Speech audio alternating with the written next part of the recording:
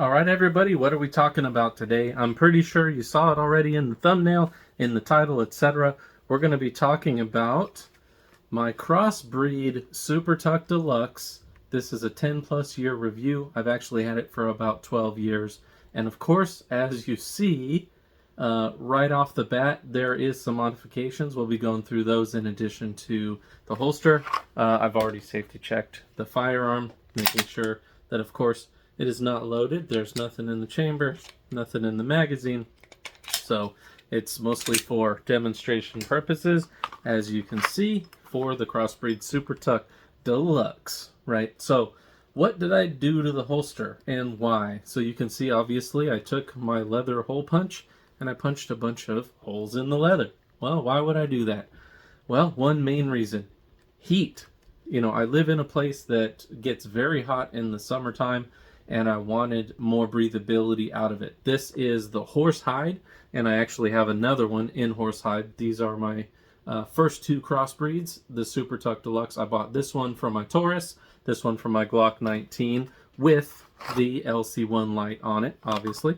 So in wearing it, I noticed that, of course, on the back side, you get a lot of hot spot, right? You get a lot of sweat, especially when it's hot out. And I live in a place where it will stay over 100 degrees pretty often. So I had to modify it. That's why you see these holes. These holes made a tremendous difference in the breathability of this holster. Kept the heat down, kept the sweat down by quite a bit. So much, much easier to carry. You'll see I left some meat in these areas.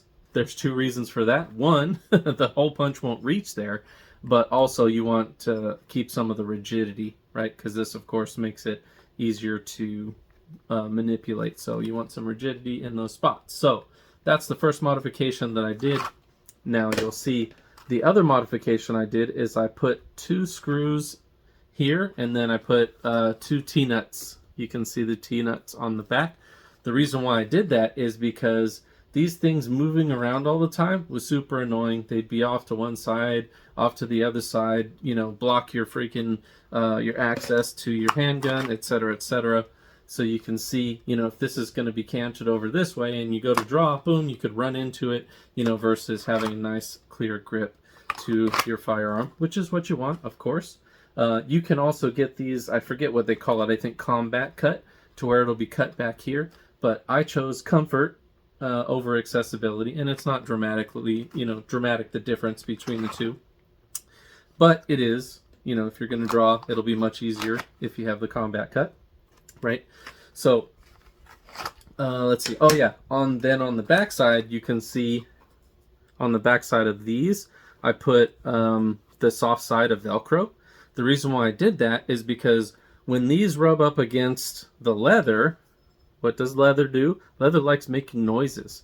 So this actually dramatically decreased, and in most situations completely eradicated, that leather rubbing noise that you get, right? So that's why I did those things.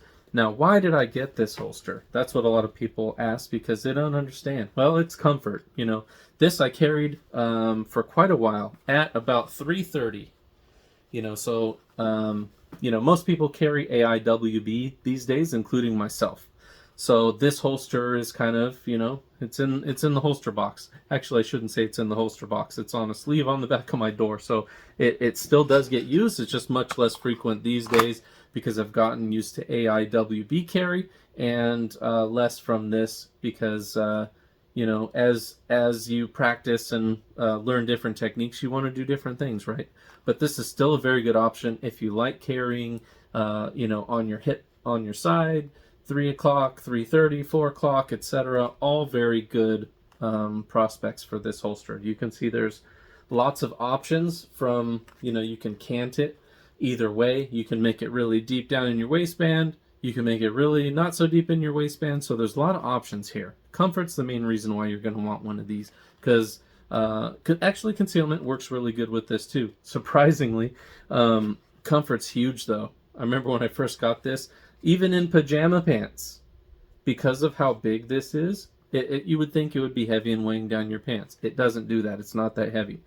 Even in pajama pants, you can lay down on the couch and nothing nothing anywhere is poking you or making it uncomfortable at all. So that's a big, big plus. What are the downsides? Well, retention is a big downside to this holster. So, if you think you're going to need to run, probably not the greatest of holsters, because it can come in and out of there pretty quickly, right? The biggest plus is, of course, comfort. That's the biggest plus. And concealability is good just about with any other holster, right? There's a ton of options. You can get just about anything you want in this type of holster, right? Not good for AIWB. Obviously, it's a little bit too big for that. All this is going to run into your legs and things like that. So AIWB, don't use one of these. So this is more for that side carry, 3 o'clock and back. I wouldn't recommend it for a back carry. I guess you could probably cant it enough maybe to make it worth it, but there's better holsters for that. So overall review for this one I'm going to give is a big thumbs up, just because it is one of the most comfortable holsters that you're going to get in that 3 o'clock position. You can see that it will mold over to your body and your clothesline so that it's not printing and things like that. Yes, I did modify it with some things to make it work better for me, but you might not need to do that. But if you do, there's some ideas, right? That's really all I got for this holster, guys. Thanks for watching. Have a good one.